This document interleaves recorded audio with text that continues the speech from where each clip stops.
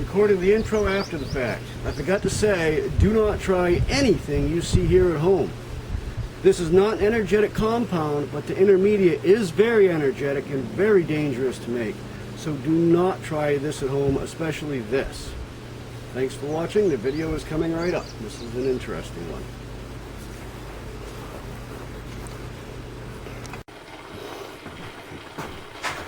Hello Internet world. I figured I would make a video on this. This is not normally the thing I do, but it does play into chemistry and so on.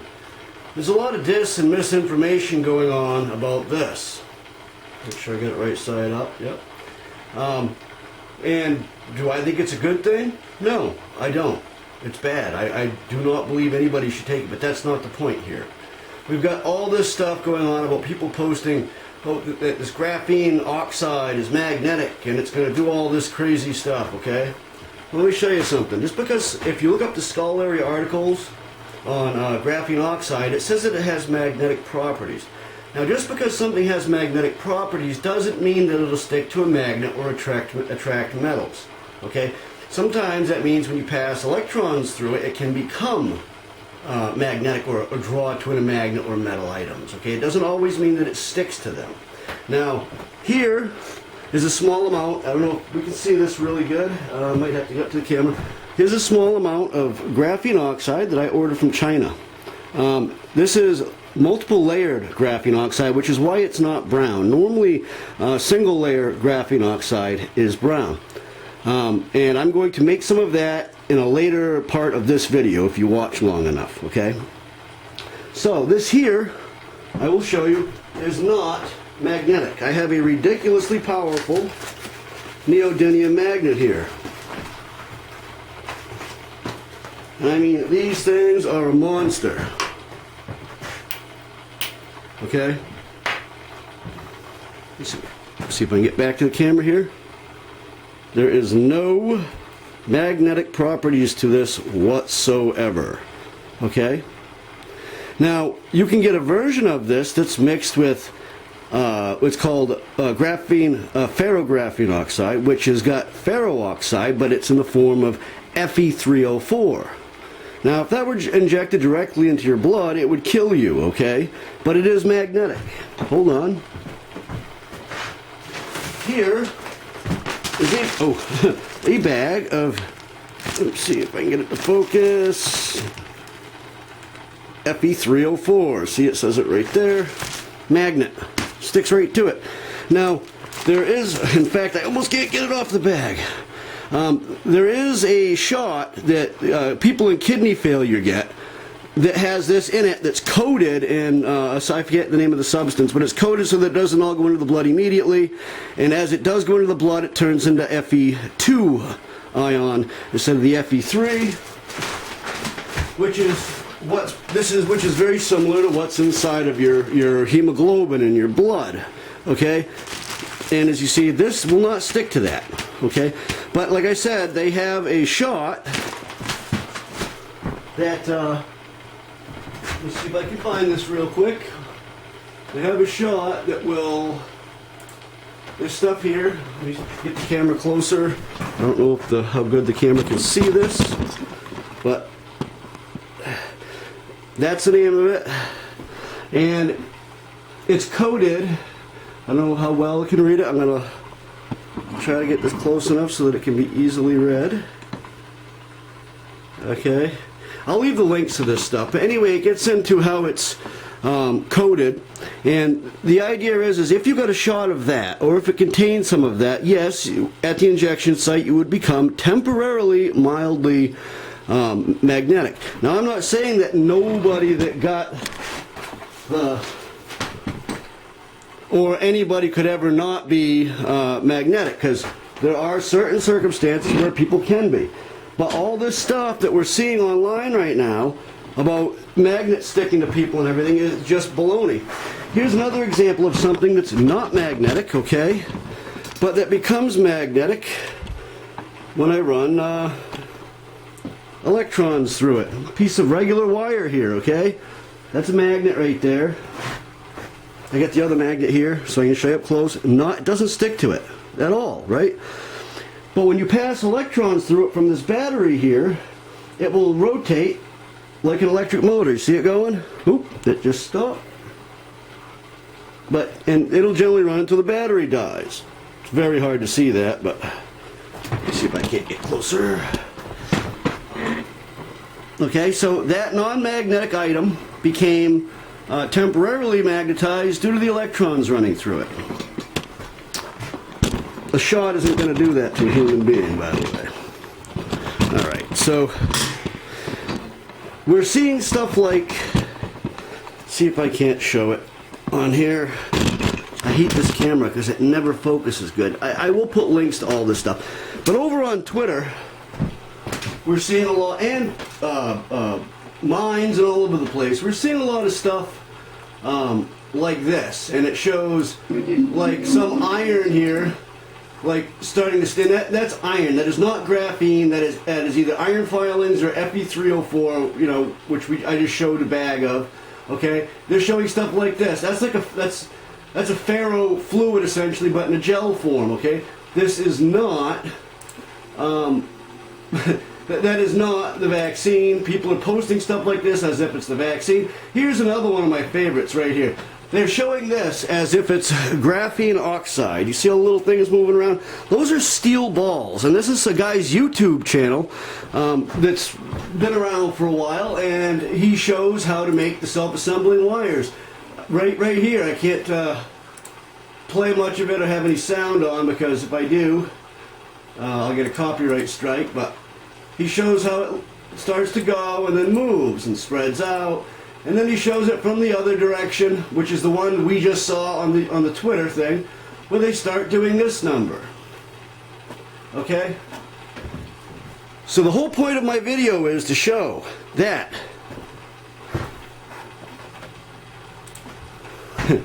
graphene oxide, hold on, set the camera back up. Graphene oxide is not magnetic. It's not even fairly hazardous to your health unless you inhale it, and it's like inhaling any dust, okay? There's a lot of stuff that is just complete baloney. And just to prove what it is, I'm going to do a synthesis at the end of this video on how this stuff is actually made. I know there's other stuff I'm forgetting. I'll probably bring that up when I start doing the video.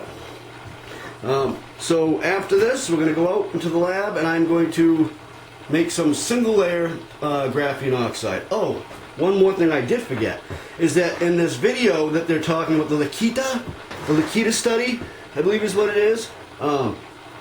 It's been debunked. I'll put a link to the place that debunks it. So if you see these, where is it? I knew I forgot something here. If you see these guys talking, Del Shosudovsky from the I'm gonna have to mute it because I don't want to get strike here, but if you go through and you see this guy here, he's a complete hack. He's a fake, okay? Like, if you go through the study, he uses the wrong size pictures and all kinds of stuff, okay? And he even tries to say that this is magnetic. It's not. Alright, so see you out in the lab.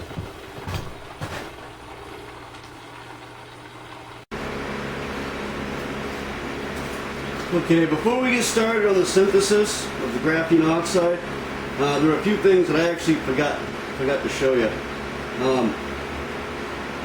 First of all, is the majority of the videos that I saw that were completely fake. It was on the Stewie Peters show,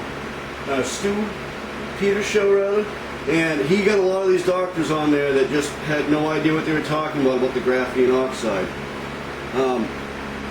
There's also other guys like the Lakita report, which is who they were all, which I mentioned that earlier, which is the Lakita report is who they are all referencing, okay? Now, a lot of the things that they're doing when they're making the magnet stick to people are fake. Some of it isn't, but I don't believe any of it has anything to do with the graphene oxide. It could have to do with other shots like the kidney failure medicine I showed inside. And I think this is how they're doing it. See, this is a magnet here. The magnet sticks to me, see that? You know why the magnet sticks to me? Because I got a big magnet under my arm. That magnet just, boy, that's a strong magnet too. Now, I was showing how, in the house, I was showing how this stuff here doesn't do anything. It doesn't attract to it. Okay, I'm not going to open this. This is very expensive. I will test the magnet on the stuff we're about to make. This stuff is darker color because it's multi-layer. The stuff we're going to make should be a little lighter color than this. Maybe even as light as a light brown, depending on how well it works.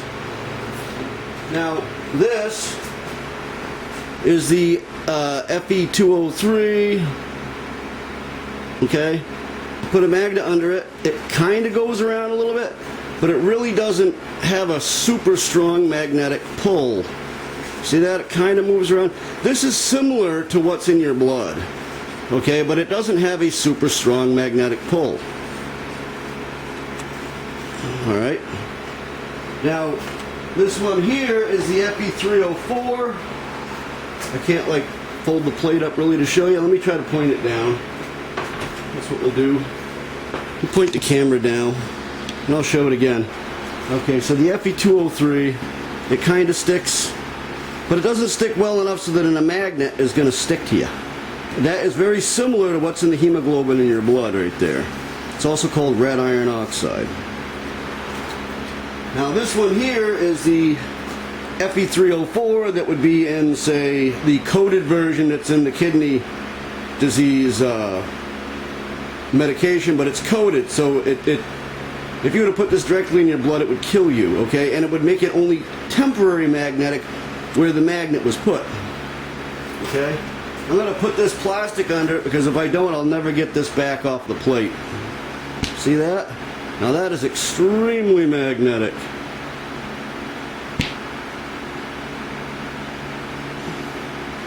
Once again, the graphene from the laboratory is not magnetic at all. Alright. Now we'll get into making the stuff. It looks like my battery is already dying, so I'll have to change the batteries and then get into making the graphene oxide. But before I do that, I'll at least start with what I need. We're going to use graphite powder. We're going to use 1 gram of that. Potassium permanganate, 3 grams. And over here in the corner, which you cannot see, we have 98% sulfuric acid. That's what we're going to use to start. But we're going to start off by making an ice bath. I'm going to use a tall form beaker for the reaction flask. I'm going to use a 1,000 milliliter beaker for the ice bath, and we have to have a stir bar. I'm going to get this stuff right out of the way.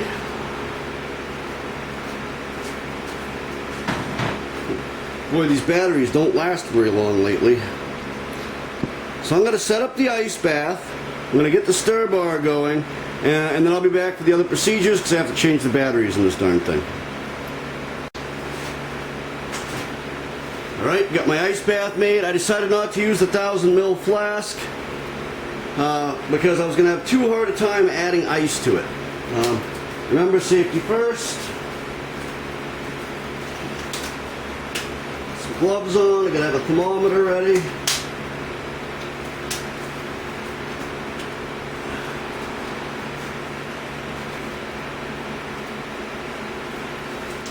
Now this is 98% sulfuric acid I'm going to add here.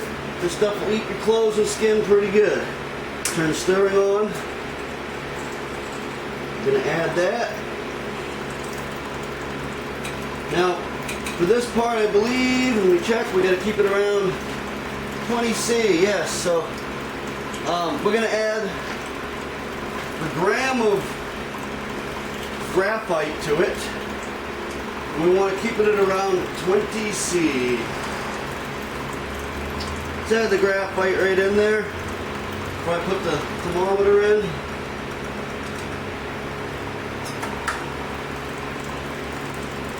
Turn the stirring down, it's splashing everywhere. Darn. Okay, yeah, we don't want it splashing everywhere. And we're going to lower this in, and we want to keep it at around 20 C or under.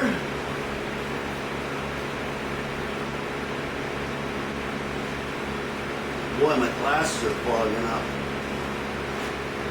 Can't see anything. Hold on.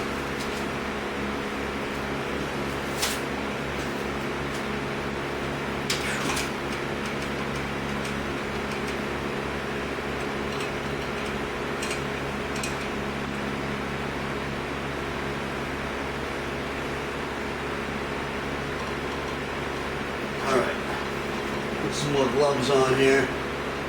So it's at 20 C right now. Let me get some more gloves on. This is such a small sample that we're making here. Really, really teeny. I should have upped the scale to make it easier, but I don't have any use for the graphene oxide other than just to show you guys. And then we want to slowly add the permanganate. And we want to, there's 3 grams of that. We want to keep it, like I said, we want to keep it at around 20 C.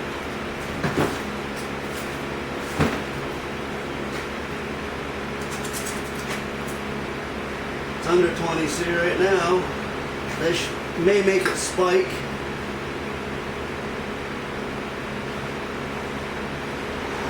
Oh yeah. That definitely is making it spike. This is going to take quite a while to add 3 grams. Might as well add a little teeny bit of water to the ice bath to help it.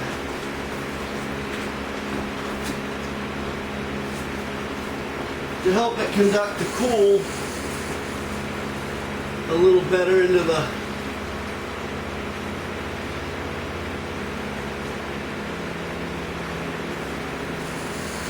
there we go. It's got to have some water in it, otherwise it won't conduct. Adding this is going to take a very long time. This booger is saying my battery's dead again already.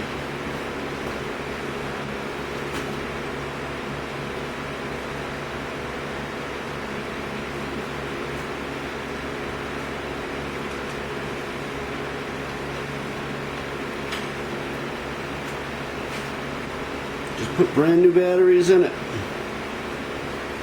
You know, if it dies, I'll just put new batteries in and we'll go again. But what we got to do is we got to keep it at or below 20 C, and it looks like that's right where we're staying now.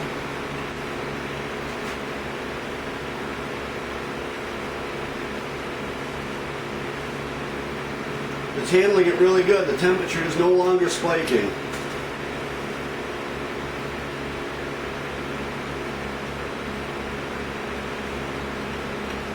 Back it's dropping, which is good.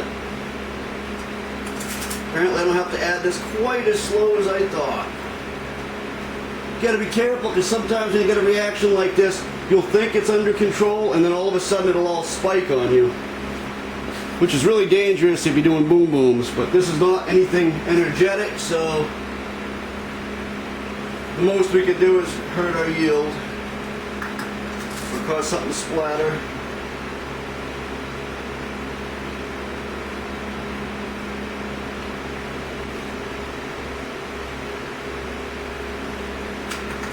Alright, it's going quicker than I thought. I just keep checking the battery on this thing because it's, I don't know why. These rechargeable batteries aren't any good, and the camera lasts longer with the purchased batteries, but I don't have any more of them. I just got these rechargeables.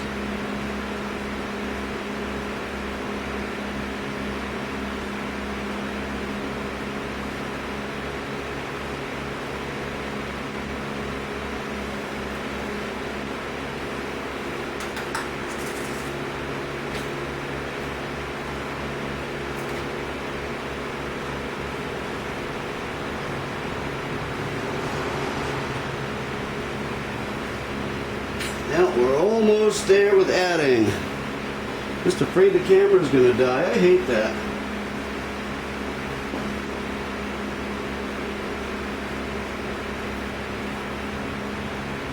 There goes the rest of it. So now what we're going to do is we're gonna let this stir for the next 3 hours. I believe, hold on. Let's stir for 3 hours, and the ice bath can be removed after 20 minutes. So after 20 minutes, I'm going to remove the ice bath, and we'll be back at that point to do the other part.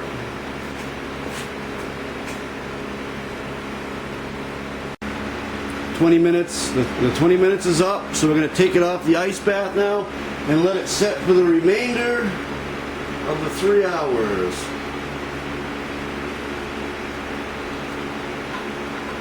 while stirring.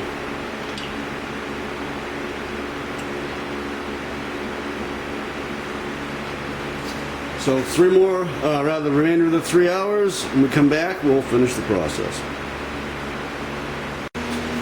Okay, you never see me dressed like this. This part is pretty scary.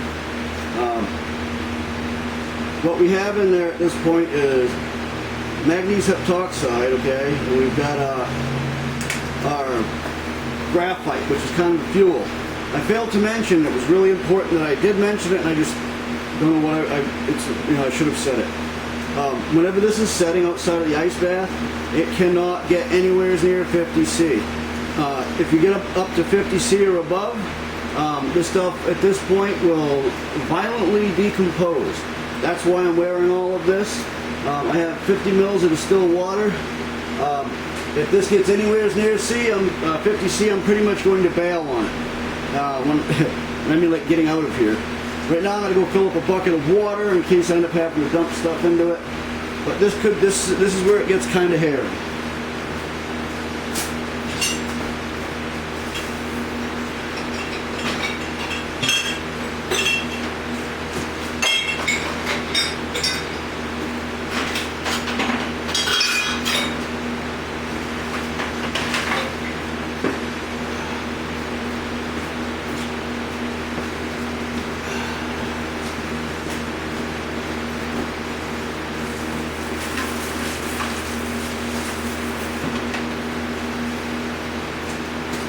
So needless to say, if I forgot to say this in the beginning, do not try this at home. I'm going to put the camera close. It could destroy the camera. I may not leave the camera on for the whole thing. We should see it turn a light brown. If it starts running away, there's not much I'll be able to do because it'll overheat and the heptoxide will decompose.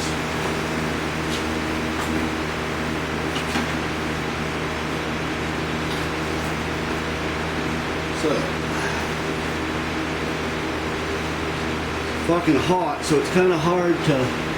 This has to be done extremely slowly, drop-wise.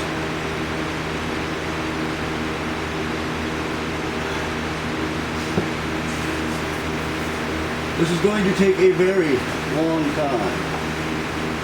It sucks I can't see with the shield on.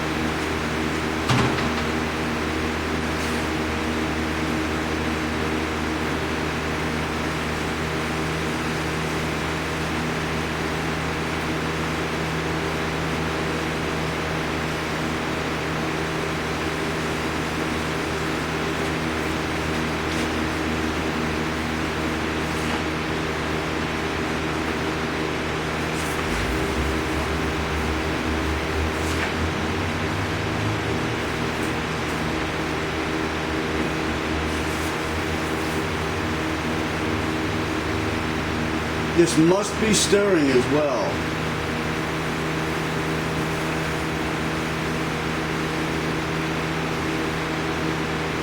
Like I'll say it again, if this starts getting too hot, it will decompose violently. So do not try this at home. What sucks is it's in glass, which could make shrapnel. It itself is an energetic, but you got to keep in mind that manganese heptoxide is really touchy stuff. It doesn't even like to exist on its own. And then when you add a fuel to it, like the graphite powder, you know, it's like mixing pyrotechnic compounds, kind of.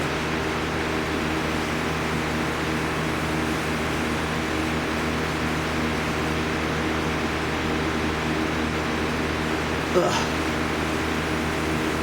I'm going to step back. It's only 10C.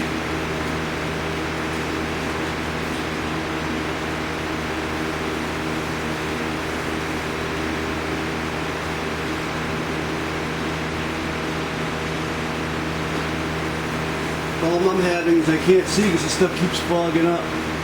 Got a little spike in temperature.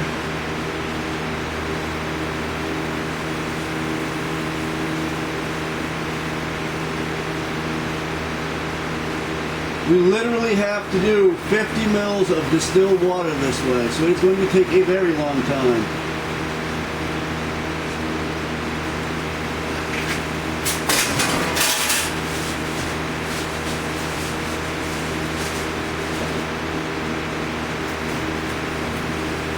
even dust could cause the heptoxide to break down. I'm going to add more ice.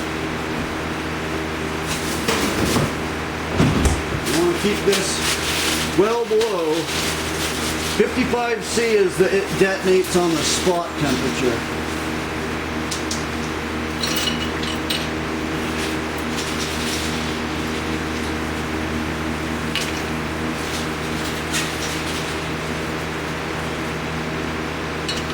Even dropping an ice cube into it would react with the the sulfuric acid, which would cause the temperature to spike.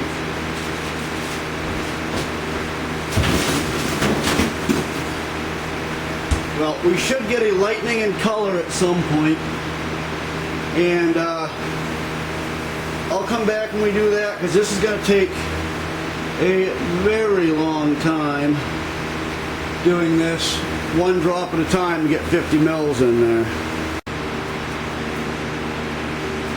This is taking forever. We're over halfway there. This is an extremely exothermic reaction. It's hard to keep it up around the temperature we want. Hopefully I've been able to keep the temperature in an area where the reaction will actually go forward. As you can see, well, maybe the camera can't, but the stuff is not black anymore. It's a deep brown.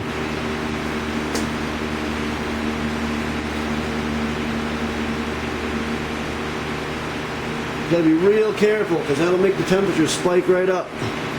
I'll come back when the addition's done. Okay, so now it's all added. Now they say to cool it back down to 20 C. And we're just about there, and to add it, they say quickly to 100 mil. Now here's my problem, is I didn't use a big enough flask. So I'm going to have to pour most of it off into most of the 100 mil and use this to rinse it. Hopefully that doesn't cause a runaway, because it's probably going to get hot when we do that. I should have used a bigger flask, but I was already having a really hard time getting it to stir with the tall form that we're using. So here's our 100 mils of water.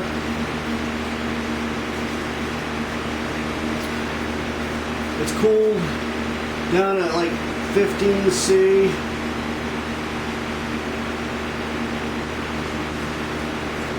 Now if this stuff were to splatter on me at all, this here, it would actually catch my jacket on fire, and this stuff can actually pop, pop, pop, explodes.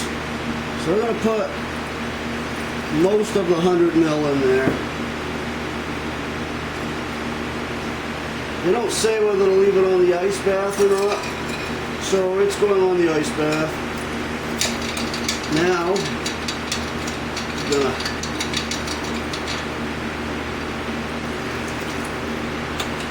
there, get that in there.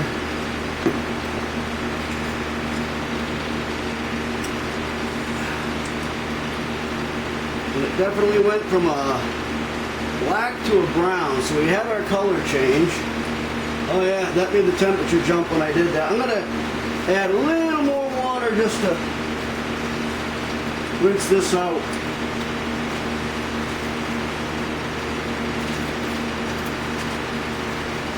Make sure this camera's actually recording. So the scariest part's over, at least the scariest part should be over at this point, so I can just put my regular glasses back on.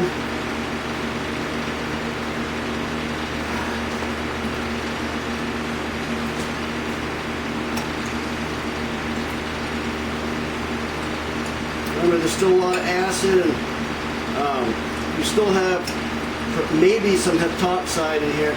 The water should have destroyed it, but let's not find out by getting it on me. Because that, like I said, it'll make cotton go burn, and all kinds of stuff. If you want to see a video on somebody messing around with the manganese heptoxide, or what's his face there, Nile Blue has a video on that. Alright, so now we're supposed to add 5 mils of hydrogen peroxide to destroy the reaction, okay? To stop the reaction, I should say. Now, my hydrogen peroxide is not quite up to snuff, so we're going to go with, instead of 5, we're going to go with 10. We're going to go with double.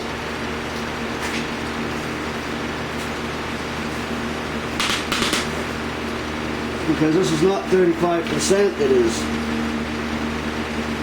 about 27%.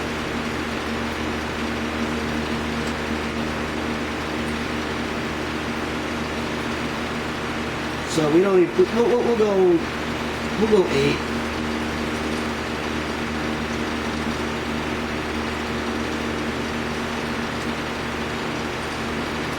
That'll be more than enough.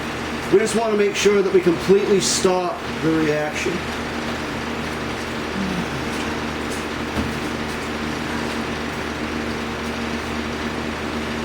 And boy, that's milky brown. I don't know if the camera can see this or not, but you see, it is no longer black. It's milky brown. So this should destroy any of the permanganate left. They didn't say whether there was a time limit to adding that. Nice effervescent.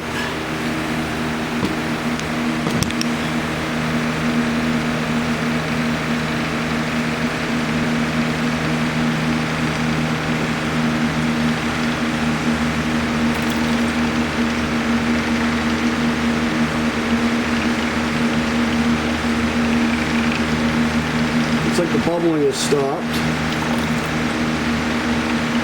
So we probably destroyed all the permanganate and the other stuff we wanted to get rid of. Okay. I'm going to let this stir for about 10 minutes to make sure that all the stuff has been destroyed. And in the meantime, I'm going to set up the filter. Okay, so before we filter it, I want to make absolutely sure that it's not going to react with my filter. Okay? I'm going to take a small amount, just make sure there's no heptoxide or anything left in it. And it doesn't look like we're having any reaction. I mean, this could be delayed, so we might get a surprise. This should have destroyed the stuff. This is my first time making this particular stuff, so it's really hard to tell. Here we are. And I don't know if I should use the vacuum filter or if I should just let it set. But I can already tell you something I've noticed about it. You see the magnetic stir bar in there? Nothing stuck to it. There's nothing stuck to it. If that were a magnetic compound, there would be like stuff stuck all over it. So there we are. We've proven without even drying it out. We've proven that once again, even the singlet or single layer, not singlet, single layer stuff, which is filtering out here, is not magnetic. So, and if you want to reduce it, because they even talked about reduced graphene oxide. Okay, don't make sure I didn't push any buttons. Still recording. And reduced graphene oxide would be the same stuff, cleaned up, filtered out, but then put back in hot water and warmed up while being stirred, and that would knock some of the oxygen off it, and that would be, reduced. So we can definitively say that the whole graphene oxide being in stuff and making it magnetic is completely busted. It is not. It might be in it. I can't tell you that. I haven't had any samples. But I can tell you that is not what's making it magnetic. Okay? Not only that, another thing that I forgot to mention, I think I forgot to mention anyway, is they say it's 95% of what's in the, probably already said the word that knows what's in this, right? And if it was, this is 95% here. So there's no freaking way in heck that it'd be 95% or it would look just like that. It wouldn't be clear or milky like it is. So would I take it? Nope. I'm not a guinea pig. Would I recommend somebody take it? Nope. And I'm going to tell you something. I'm not an anti... I've had all of mine, okay? I don't do the flu, and I certainly wouldn't do this experimental one. But every other one I've ever had to do or been recommended, I've done. So, I don't know if this is going to die, But let me try to vacuum filter this off. This might be too fine for it to filter.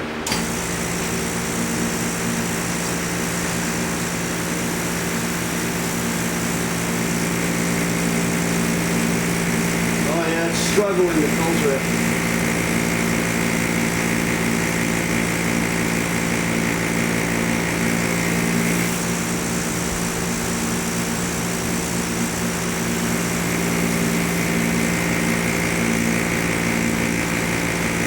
Well, yeah, it's too fine. We're going to have to let it drip out.